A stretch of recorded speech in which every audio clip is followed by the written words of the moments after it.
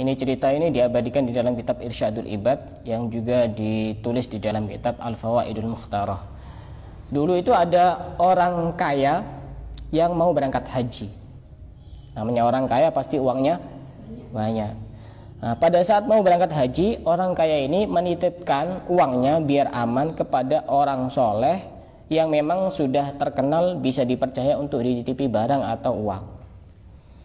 Singkat cerita, setelah orang kaya ini pulang dari haji, kemudian mau ngambil titipannya, ternyata orang yang soleh ini sudah meninggal dunia.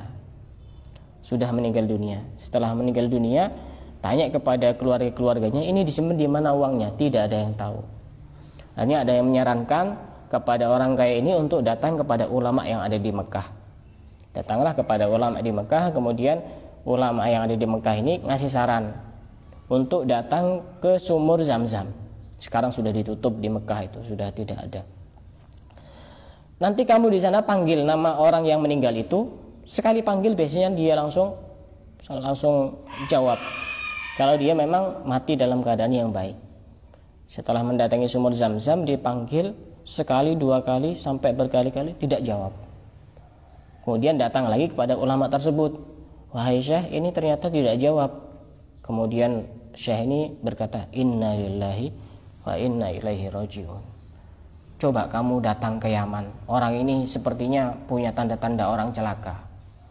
Coba kamu datang ke Yaman, di sana ada namanya sumur Barhut.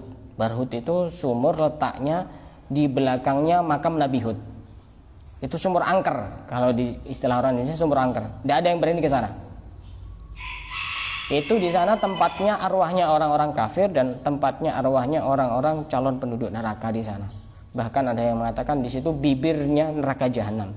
Ada di sumur Barhut, ada di Yaman, masih ada sampai sekarang. Bahkan pernah ada orang yang mau coba-coba masuk ke sana, sudah tidak kembali lagi, hilang tanpa jejak. Orang Indonesia. Jadi di sana katanya sih, menurut satu cerita itu sumur kecil gitu lubangnya, cuma semakin ke dalam semakin besar kayak ada apa begitu yang menyeramkan gitu. Coba kamu panggil di sana, di sumur Barhut yang ada di Yaman, di Hadramut. Setelah dipanggil satu kali, ternyata langsung jawab.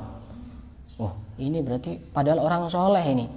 Kok bisa manggil di sini dia jawab? Akhirnya apa? Akhirnya ditanya, kamu nyimpen uang saya di mana? Namanya orang kaya ya, perhitungan. Karena yang dititipkan itu uang 1.000 dinar. Uang 1.000 dinar itu kalau dihitung sekarang rupiahnya sekitar 2 miliar lebih.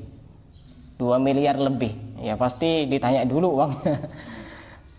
Uang saya kamu simpen di mana? Ini saya simpen di sini, di tempat ini, di sudut rumah ini, saya pendam di sini. Oh iya, sudah.